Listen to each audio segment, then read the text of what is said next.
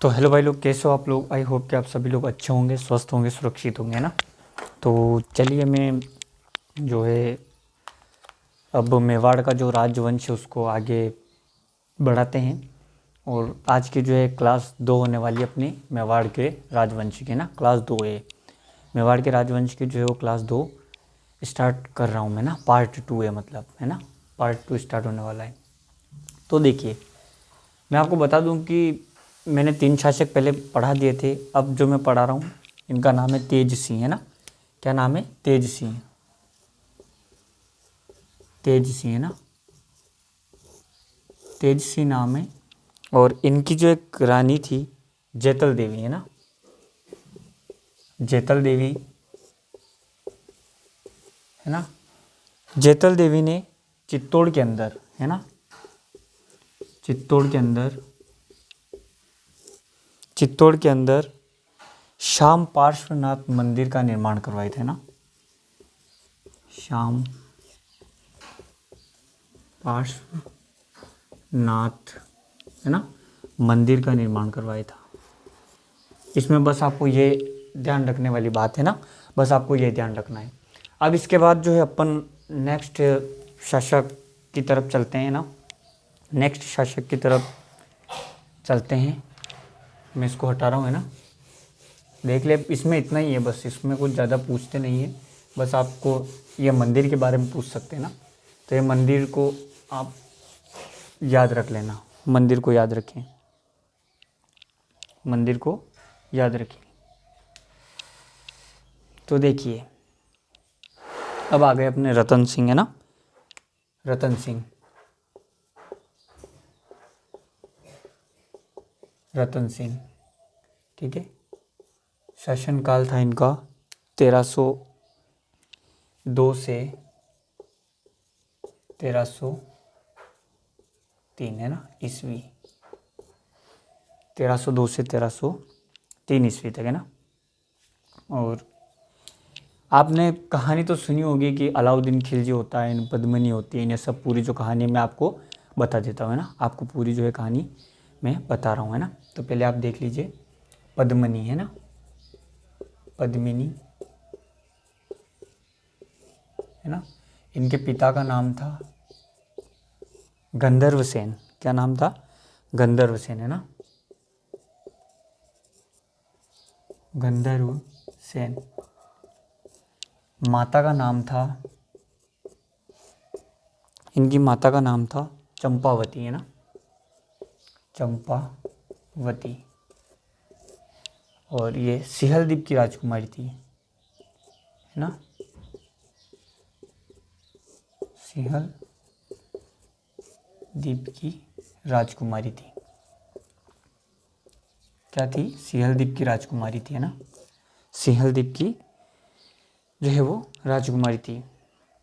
और आपने कहानी सुनी है कि ये तो कहानियाँ हैं, ऐसा कोई भी ज़रूरी नहीं है, लेकिन अपने भारत देश की ये एक अच्छी बात रही है कि लोगों ने जो प्रेम प्रसंग पर जो कहानियाँ लिखी है वो बहुत ही पॉपुलर हुई है, बहुत ही फेमस हुई है, और बहुत ही मतलब चर्चित विषय में रही है। और कहानियाँ जो है उनका निर्माण इस तरीके से किया है कि अपने को भी लगता है कि वाकई में ऐसा हुआ होगा।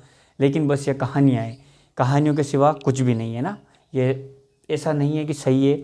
तो आपको मैं बता देता हूँ कहानी क्या है। कि कहानी ये कहती है कि अपने जो रतन सिंह हैं, तो रतन सिंह मेवाड़ के शासक थे, ना। रतन सिंह मेवाड़ के शासक थे। तो इनको एक तोता होता है, जिस तोते का नाम भी बता दिया है कहानीकार ने। तो हीरामन नाम का एक तोता होता है। वो तोता रतन सिंह को आकर बताता है कि सिंहलदीप की एक राजकुमारी है जो बेहद ही सुंदर है। इतनी सुंदर है कि अगर वो जब पानी पीती है तो उसके मुंह से जब पानी यहाँ गले के अंदर आता है तो वो दिखता है ना। ऐसा बोलता है एक तोता, किसको आकर? रतन सिंह को। तो रतन सिंह उसकी सुंदरता का ऐसा गुणगान सुनकर मोहित हो गए और ये कहाँ चले गए? सिहलदीप।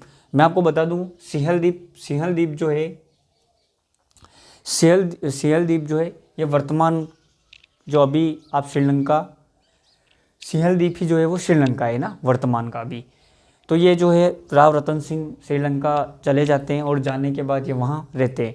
तो ऐसा माना जाता है, ऐसी कहानी है कि ये वहाँ जाकर रहे और इन्होंने अपना वेशभूषा जो भी चेंज कर ली थी और साधु सन्यासी के रूप में इधर उधर भटक रहे थे और देख रहे थे। तो एक दिन गंधर्व सेन जो होते हैं वो इनको देख लेते हैं, है ना, किसको, राव रतन सिंह को। इनको गंधर्व सेन देख लेते हैं तो देख के ये बोलते हैं कि महात्मन आप कोई ब्राह्मण तो लगते नहीं हैं। तो रतन सिंह कहते हैं कि हाँ सही कहा आपने, मैं कोई ब्राह्मण नहीं हूँ और मैं मेवाड़ का शासक हूँ और मैं यहाँ पर आपके महल में रह रही पद्मिनी के लिए आया हूँ। और अब मेवाड़ उस समय में बहुत विख्यात था, मेवाड़ का बहुत बड़ा नाम था उस समय। तो गंधर्व सेन को लगा अरे वाह, मेवाड़ के शासक और मेरी पुत्री से विवाह करने के लिए आए हैं, तो उन्होंने इनका विवाह करवा दिया। और अब ये कहाँ गए, अपने विवाह करवा करके चित्तौड़ आ गए, चित्तौड़ में आके रहने लगे, है ना। तो चित्तौड़ में आके रहने लगे तो ऐसा माना जाता है कि पद्मिनी बहुत ही सुंदर थी, है ना, सुंदर थी। तो एक राघव चेतन नाम के ब्राह्मण थे, कौन थे, राघव चेतन नाम के एक ब्राह्मण थे। उन्होंने एक दिन पद्मिनी को देख लिया और पद्मिनी को देखते ही वो क्या हो गए, घायल, मतलब कि बेहोश हो गए ना, बेहोश हो गए और गिर गए नीचे। और ये बात अपने किसको पता चली, रतन सिंह को। तो रतन सिंह को पता चला यार अरे यार ये तो गलत बात हो गई, किसी भी पत्नी को ऐसे कोई भी कैसे देख सकता है, ऐसे देखना गलत होता है। और ऐसे करके राघव चेतन जो थे उनका अपमान किया गया और उन्हें क्या किया कर दिया गया, मेवाड़ से बाहर निकाल दिया गया। तो ऐसा माना जाता है कि राघव चेतन ने ही अलाउद्दीन खिलजी को पद्मिनी की सुंदरता के बारे में बताया था और राघव चेतन ने ही अलाउद्दीन खिलजी को मेवाड़ पर आक्रमण के लिए उस्काया था, है ना। यानी कि सब मान सकते हैं आप कि राघव चेतन ने पूरा जो है सब बताया था। तो अब आप देख लीजिए, है ना, कहाँ गया यार, कहाँ रख दिया मैंने, ये रहा, है ना,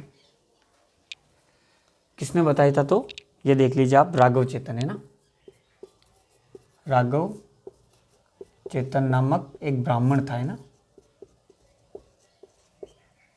राघव चेतन नामक एक ब्राह्मण था। और इन्होंने जो है अलाउद्दीन खिलजी को पद्मिनी की सुंदरता के बारे में बता दिया था, जिससे मोहित होकर उसने क्या कर दिया, चित्तौड़ पर आक्रमण कर दिया। कहानी तो ये कहती है ना, लेकिन ऐसा कुछ भी नहीं है, कहानियाँ हैं बस, ये कहानियाँ बनाई गई है। लेकिन ऐसा है कि उस समय मेवाड़ की शक्ति बहुत बढ़ चुकी थी। तो एक तो अलाउद्दीन खिलजी मेवाड़ की शक्ति को क्या करना चाहता था, काबू में करना चाहता था, कंट्रोल करना चाहता था। दूसरा, अपने ये दिल्ली से लेकर ये मालवा और गुजरात वाले भी जो दोनों रास्ते थे वो अपने मेवाड़ से होकर गुजरते थे। और यहाँ पर जो है इनकी सेना आती जाती थी, तो इनको व्यापार में आने जाने में भी दिक्कत हो रही थी। और व्यापार में क्योंकि इनसे टैक्स लिया जा रहा था, मेवाड़ वाले टैक्स ले रहे थे, इस वजह से भी ये क्या करना चाहते थे, इसको काबू में करके क्या करना चाहते थे, चित्तौड़ के किले को जीतना चाहते थे। बस इनका ये था। और इनके सिवा सब कहानियाँ हैं, कहानियों में ऐसा बताया गया है। तो देखिए आप, है ना, आगे देखिए, मैं आपको बता देता हूँ, है ना।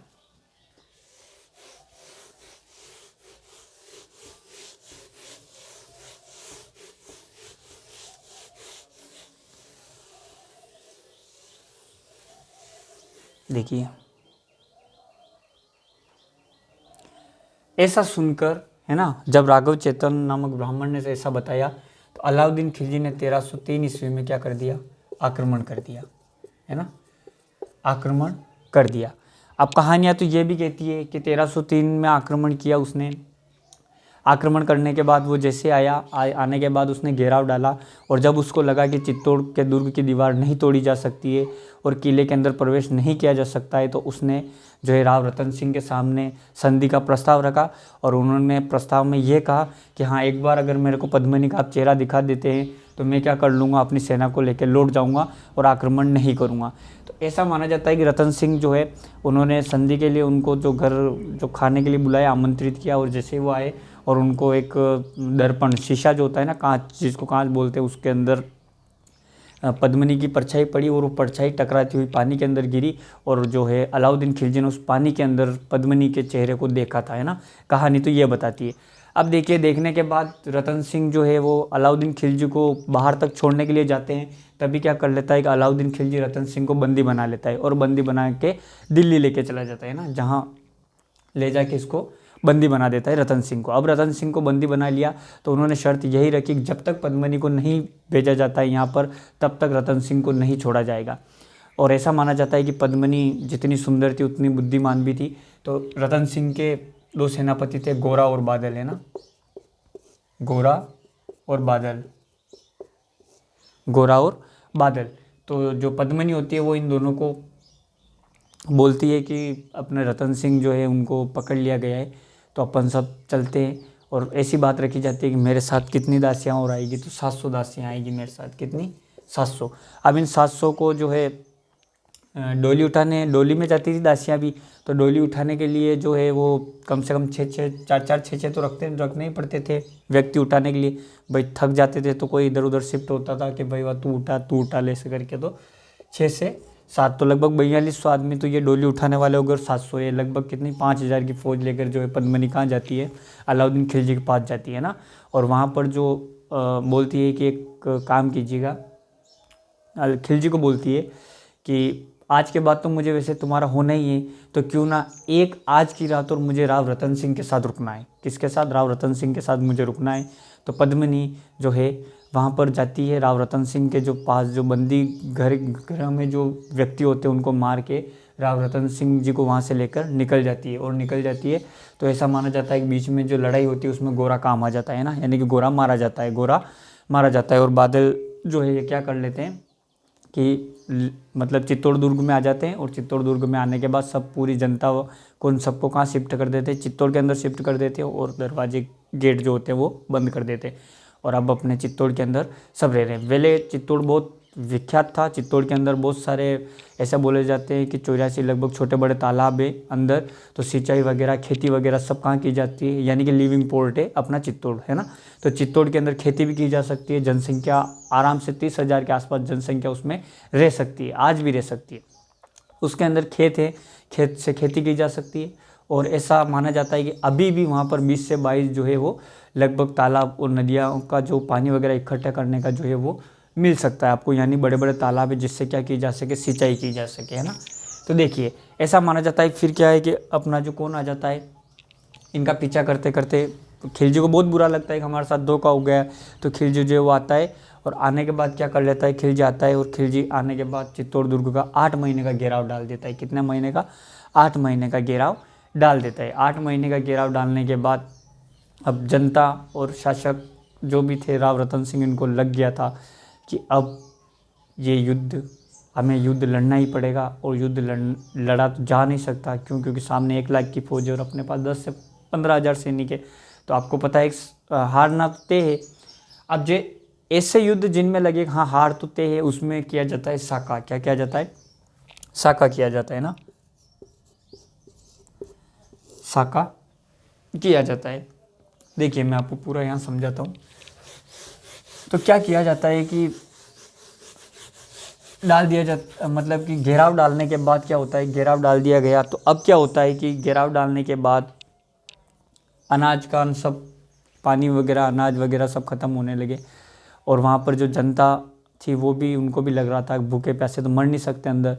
अब क्या किया जाए? तो अब एक ही रास्ता है कि या तो गेट खोल दिया जाए या फिर कुछ भी करके, गेट तो खोलना पड़ेगा। गेट नहीं खोलें तो या तो यहीं मर जाएं भूखे प्यासे, और गेट तो खोलना ही अपने को। अब देखिए इसमें होता है साका, है ना। क्या होता है? साका।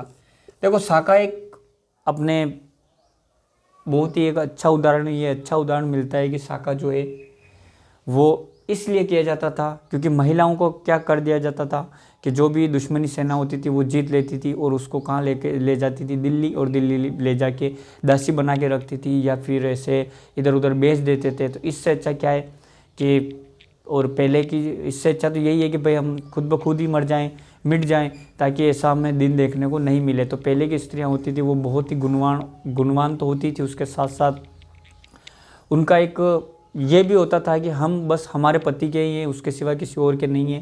तो क्या होता है कि साका होता है ना, साका होता है। और ये जो है अपने चित्तौड़ का पहला साका है, प्रथम साका है ना। चित्तौड़ में अभी तक टोटल 3 साके हुए हैं, जिसका ये प्रथम साका है ना। प्रथम साका होता है 1303 में। कब होता है?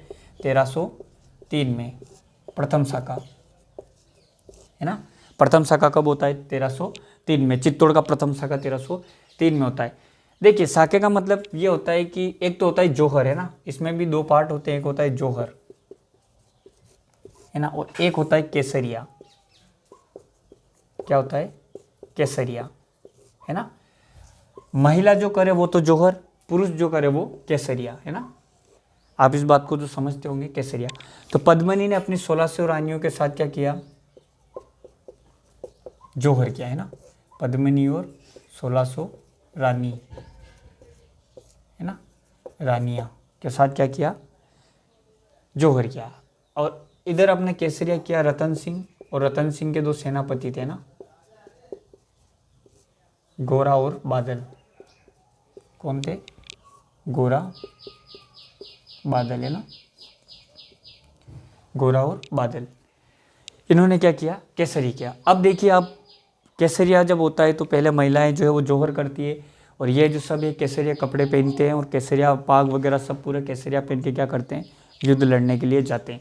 अब आप जिनको पता होता है कि यार कि मेरा पूरा परिवार ख़त्म हो गया, तो उस इंसान के जो है मतलब उस इंसान को बहुत भयंकर वाला गुस्सा आता है कि यार मेरा इस इंसान की वजह से मेरा पूरा परिवार जो है वो जल के राख हो गया है, तो मैं इससे इतना लड़ूं कम से कम कि हाँ मेरे को लगे कि कुछ तो मैंने अच्छा किया है। तो ये सब क्या करते हैं? फिर गेट खोल देते हैं और लड़ाई करते हैं, और लड़ाई करने के बाद क्या होता है? साका होता है और सब मर जाते हैं।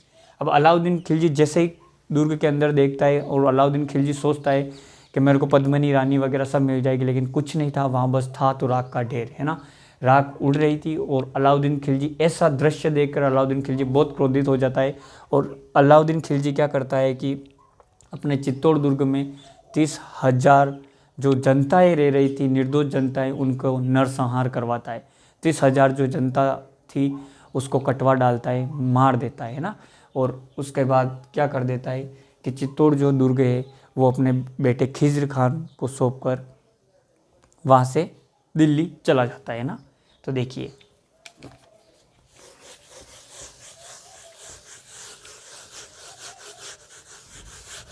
अब देखिए आप 25-26 अगस्त को, है ना, 25-26 अगस्त को क्या होता है? 25-26 अगस्त को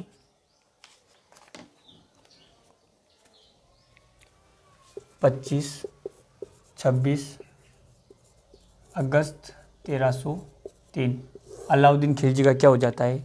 चित्तौड़ दुर्ग पर अधिकार हो जाता है ना। कहाँ पर अधिकार हो जाता है? चित्तौड़ दुर्ग पर जो है अधिकार हो जाता है। और ये जो है अलाउद्दीन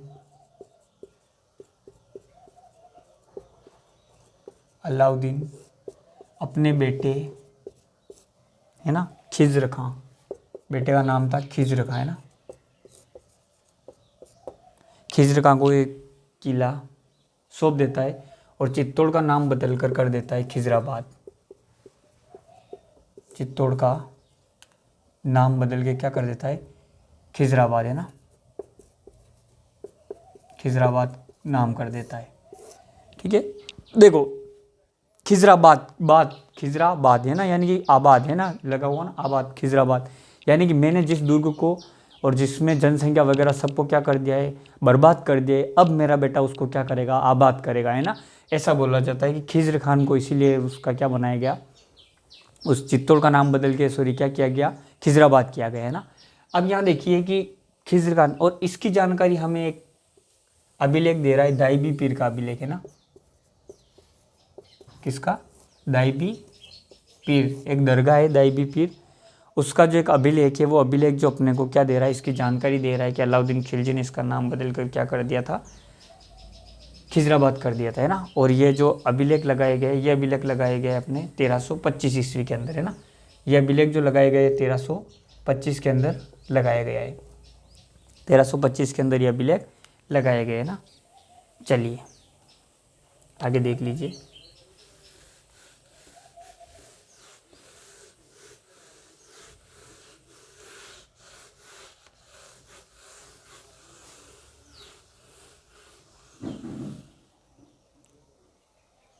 देखो खिज्र खान ने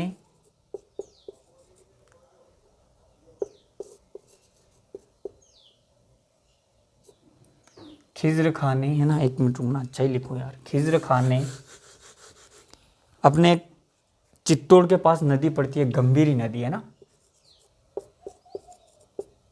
खिज्र खान है ना। एक नदी पड़ती है गंभीरी नदी, कौन सी नदी है? गंभीरी नदी है ना,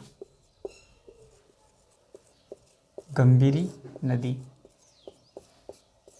तो वो ये देखता है कि जब बरसात का मौसम होता है, जब टाइम होता है वर्षा का, तो क्या होता है कि गंभीरी नदी में बाढ़ जैसे हालात बनते हैं। बाढ़ जैसे का मतलब ये नहीं है कि बाढ़ आती है, लेकिन लोगों को आने जाने में परेशानी होती है। तो ये वहाँ पर क्या बनवा देता है? एक पुल बनवा देता है ना, गंभीरी नदी पर क्या बनवा देता है? एक पुल बनवा देता है ना। और बनवा देता था, यहाँ पर एक मकबरे का निर्माण करवाता है। कहाँ पर? यहीं पर एक क्या करवाता है? मकबरे का निर्माण करवाता है ना, मकबरे का निर्माण करवाता है, मकबरे का निर्माण करवाता है ना। अब इस मकबरे, मान लो मकबरे का निर्माण करवाया गया, उसके अंदर अभिलेख वगैरह तो लगाया जाएगा। तो यहाँ पर एक फारसी में एक अभिलेख लिखा हुआ है ना, फारसी में। किस में लिखा हुआ है? फारसी भाषा में एक अभिलेख लिखा हुआ है ना। अभिलेख है 1310 ईस्वी का। कब का है? 1310 ईस्वी का है ना। और इस अभिलेख के अंदर है ना, इस अभिलेख के अंदर जो है अलाउद्दीन खिलजी की, किसकी? अलाउद्दीन खिलजी की है ना। देखिएगा आप, अलाउद्दीन खिलजी है ना, ये लिख रहा हूँ अलाउद्दीन खिलजी है ना। इसकी 3 उपाधियाँ मिलती है ना, 3 उपाधियाँ मिलती है। देखिए सबसे पहले तो इसकी एक उपाधि मिलती है दूसरा सिकंदर है ना, दूसरा सिकंदर। देखो एक सिकंदर हुआ था जिसने ये सपना देखा था कि मैं पूरे विश्व को क्या कर लूँगा? जीत लूँगा। और एक मेरे पिताजी हैं जो क्या सपना देख रहे हैं कि दूसरा सिकंदर मैं हूँ। कौन कौन कह रहा है? ये खिज्र खान कह रहा है। कौन कह रहा है? खिज्र खान कह रहा है मेरे पिताजी क्या है? दूसरा सिकंदर है। यानी कि या तो सिकंदर ने पूरी दुनिया जीतने का सपना देखा था, या फिर मेरे पिताजी देख रहे हैं। ठीक है, कौन कहता है? ये खिज्र खान लिखवा रहा है। किसके अंदर लिखवा रहा है? एक मकबरे का निर्माण करवाया, उसके अंदर एक फारसी अभिलेख लगवाए गए, उस वो है 1310 ईस्वी का। और उसके अंदर ये 3 जो है उपाधियाँ बताई गई अलाउद्दीन खिलजी की। देखिए दूसरी उपाधि क्या है? दूसरी उपाधि है ईश्वर की आत्मा है ना, कि मेरे पिताजी क्या है? ईश्वर की आत्मा है ना। क्या है? सॉरी, ईश्वर की छाया है। क्या है? ईश्वर की छाया है। देखिए कौन कह रहा है? खिज्र खान कह रहा है कि मेरे पिताजी जो है क्या? ईश्वर की छाया है। यानी कभी पिताजी बैठे बैठे बोल देते हैं अपुनिज भगवान है ना, ऐसा है। तो बताया गया ईश्वर की छाया है ना। अब तीसरी देख लीजिए, तीसरी है कि संसार का रक्षक, संसार का, कि मेरे पिताजी क्या है? संसार के रक्षक है। कौन बता रहा है ये? कौन बता रहा है ये भाई? अपने खिज्र खान जो है ये गंभीर नदी पर जो पुल बनाया है, पुल के पास मकबरे का निर्माण करवाया है। और ये इसमें लिखवा रहे हैं कि मेरे पिताजी दूसरा सिकंदर है, ईश्वर की छाया है और संसार का रक्षक है। देखिए अब इतना हो गया। अब क्या होता है कि ये जो है अपने खिज्र खान, ये लगभग 1310 से लेके मतलब 1310 तक तो लगभग ये कहाँ बैठा है?